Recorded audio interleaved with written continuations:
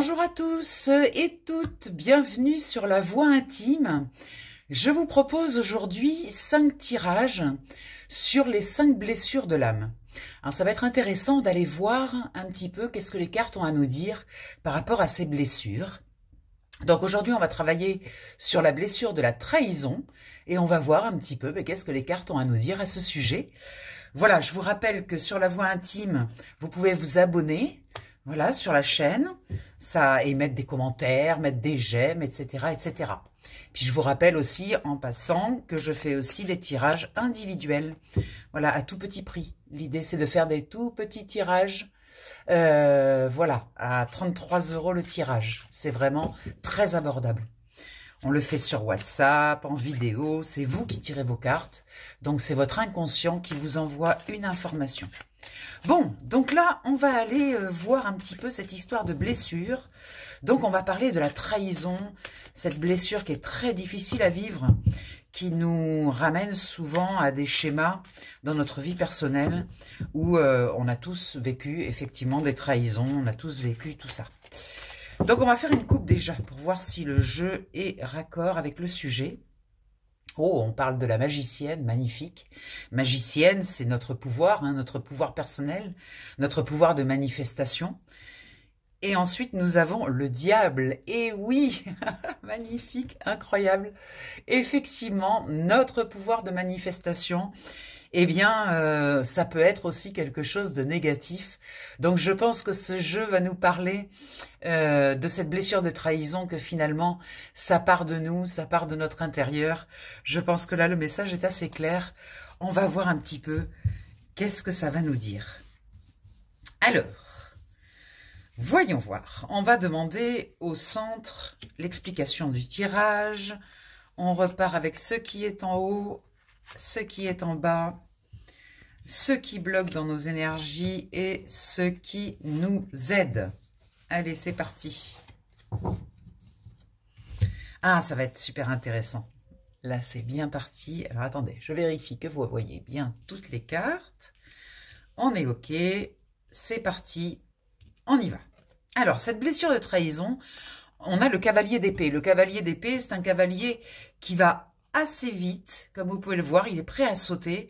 L'épée, c'est tout ce qui est mental. Donc, on parle bien d'une nouvelle énergie en mouvement qui part bien du mental. Donc, cette blessure de trahison, en fait, ça nous explique que c'est une action, un mouvement dans notre mental. Dans ce qui est en haut, magnifique, nous avons le chariot. C'est-à-dire que cette blessure de trahison, on peut choisir si elle nous met en mouvement ou si elle nous paralyse. En fait, cette blessure de trahison peut être aussi le socle d'une nouvelle création, de quelque chose de nouveau. Je vous donne un exemple. Dans notre vie, par exemple, on a un associé et puis cet associé nous trahit. Et donc, on est dans notre blessure, on est enfermé dans notre blessure. Mais on peut se dire que cette blessure, finalement, que cette trahison peut être aussi une remise en mouvement, vous voyez avec le cavalier, peut être aussi une remise en mouvement d'une nouvelle énergie et peut-être quelque chose de nouveau qui va venir dans notre vie. Peut-être que cette personne, eh bien finalement, elle nous a trahis parce qu'elle ne pouvait pas faire autrement. Elle était enfermée elle-même dans quelque chose d'assez violent et son moyen d'en sortir était une trahison, de déposer une trahison. Mais finalement, peut-être que nous, cette personne qui nous trahit nous permet finalement de remettre du mouvement, si on prend cet exemple, dans notre entreprise, et d'être avec un nouvel associé, quelqu'un qui va apporter de nouvelles énergies. Donc voilà, ce chariot vient nous dire que on peut être soit à l'arrêt, en fait, avec cette blessure de trahison, soit remettre un mouvement. Mais c'est bien nous qui décidons. Vous voyez, dans le chariot, on a effectivement ce personnage qui a les rênes des 2 chevaux, les chevaux piaffent pour partir, mais c'est lui qui décide le coup d'envoi en fait. Et on nous dit, ben voilà, c'est effectivement, ça va partir de nous en fait. Et je pense que depuis la coupe, on nous dit ça, c'est-à-dire que ça va dépendre comment on vit cette blessure de trahison. Et en fonction de comment on la vit, effectivement, ça peut être soit quelque chose de très négatif et de très délétère et qui nous bloque, qui nous stoppe, qui nous arrête, qui nous freine, ou quelque chose qui réimpulse un nouveau mouvement, une nouvelle création. Et ça va dépendre un petit peu de notre résilience, en fait, de la façon dont on gère les trahisons dans notre vie. Alors au niveau de la matière, eh bien sûr, la Lune, incroyable. Effectivement, la Lune, on est en train de parler de nos émotions. On est en train de parler, ça part de là, quoi. Ça part de notre monde émotionnel. Comment, dans notre émotion, on vit cette trahison.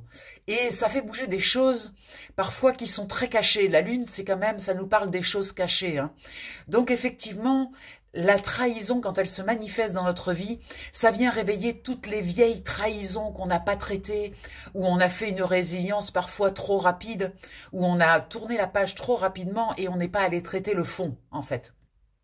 Cette lune, elle est bien placée, en fait, dans notre matière, c'est-à-dire que effectivement, il faut ramener la blessure dans notre matière, il faut comprendre son origine, il faut comprendre d'où elle part et pourquoi est-ce que on attire encore à nous ces énergies de trahison. Dans ce qui bloque, le 5 de denier. Alors souvent, là, le 5 de denier, c'est vraiment une carte d'ailleurs de trahison, hein, le 5 de denier. Et on parle là des finances, on parle de la matérialité. Souvent, les trahisons, elles sont émotionnelles, effectivement, mais elles peuvent aussi embarquer avec elles de la matière. C'est-à-dire que on peut être trahi par une personne, effectivement, au niveau émotionnel, mais très vite on se rend compte que cette trahison prend de l'ampleur et qu'elle vient aussi entraîner des pertes, alors matérielles, financières. Voilà, donc ça c'est ça qui nous bloque en fait. C'est-à-dire que pour traiter l'émotionnel, on est un petit peu pris dans cette urgence de régler les problèmes dans la matière, de régler tout ce que ça implique, cette trahison. C'est-à-dire quelqu'un qui nous trahit, on va reprendre notre exemple de tout à l'heure, un associé qui nous trahit, et bien finalement, on est très bouleversé dans notre émotionnel, mais très vite on se rend compte que la matière, eh bien, tout ce que ça implique dans la matière, il va falloir prendre des décisions, il va falloir aussi gérer cette blessure, notre blessure par rapport au matériel. Pourquoi quelqu'un est venu nous trahir et aussi pourquoi quelqu'un finalement nous oblige à aller revisiter notre façon de gérer notre argent, notre matérialité. Ce qui nous aide, alors c'est drôle, on retrouve cette diablesse, le diable. Ben, ce qui nous aide en fait, c'est que on va mettre le feu à tout ça. C'est-à-dire qu'une trahison, c'est une autorisation à revenir à l'intérieur de nous, visiter toutes ces parts d'ombre. Et le diable, il nous montre bien ça. Il est enchaîné en fait, où il nous a enchaînés dans notre façon d'aborder les choses. On est coincé, on est enchaîné. Et en fait, on nous propose une libération. Et ça, c'est ce qui nous aide en fait. Chaque trahison offre la possibilité d'une libération. Donc ça, c'est très important d'en avoir conscience. Le diable vient nous dire ça, le diable en positif vient nous dire que c'est une opportunité.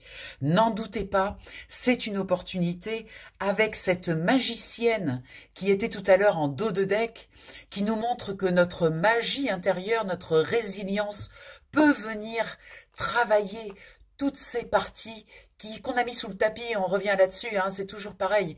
Quand on vit une trahison, des fois, on est pris dans le mouvement et on met tout ça sous le tapis, puis on dit, ouais, ben on traitera ça plus tard. Non, non, chaque fois qu'on vit une trahison, il faut aller chercher notre magie intérieure pour transformer cette énergie. C'est très important.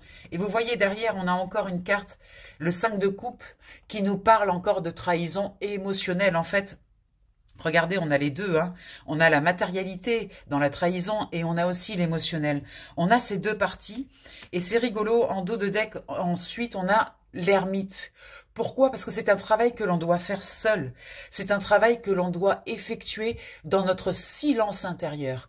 Il n'y a personne qui peut nous aider. C'est-à-dire, c'est pas la peine de parler de nos trahisons à l'extérieur. Ça sert à rien. Vous allez, en plus, vous prenez le risque d'avoir des avis. Et ces avis vont vous gêner dans votre travail intérieur. C'est vraiment aller à l'intérieur pour pouvoir éclairer toutes ces choses intérieures qui vous manipulent, qui vous finalement quand on n'est pas au clair avec ce qui nous fait avancer, eh bien finalement ça avance tout seul et on n'est pas dans la conscience. Donc là on y dit faut aller mettre de la conscience sur cette blessure. Vous voyez, on a le 10 d'épée qui vient nous montrer cette trahison, ce qu'elle inflige au corps, ce qu'elle inflige à notre personne. C'est vraiment, on a l'impression de mourir d'ailleurs, c'est curieux. Regardez, on a la mort derrière. On a vraiment cette énergie, on a vraiment l'impression de mourir quand on est trahi, hein, que ce soit émotionnellement ou même au niveau matériel, au niveau spirituel, à tous les points de vue. On a vraiment l'impression de mourir. La trahison, ça veut dire, c'est quelque chose qu'on n'a pas vu venir. Quand on vit une blessure de trahison, c'est qu'on l'a pas vu venir. Or, il y a eu des signaux. Et ces signaux, on a refusé de les voir. Donc ça, c'est super intéressant de se dire, qu'est-ce qu'on n'a pas bien vu, en fait? Où est-ce qu'on s'est offert totalement et finalement, c'est venu nous massacrer, c'est venu nous faire beaucoup de mal? En fait, peut-être intéressant de se dire que tous ces avertissements, on les a pas vus, mais pourquoi on a refusé de les voir? Vous voyez, c'est une recherche très profonde, très intérieure. Donc, le jeu est assez clair, hein, finalement, pour nous expliquer comment fonctionne cette trahison. Voilà, on en a fini. Je prendrai le temps de faire une deuxième vidéo sur une nouvelle blessure pour voir un petit peu si on a quelques clés, quelques pistes de réflexion. Je vous embrasse bien fort, pensez à vous abonner, la voix intime. Voilà, ces tirages sont pour vous aider. Je vous embrasse très fort et puis à tout vite. Bisous, bisous.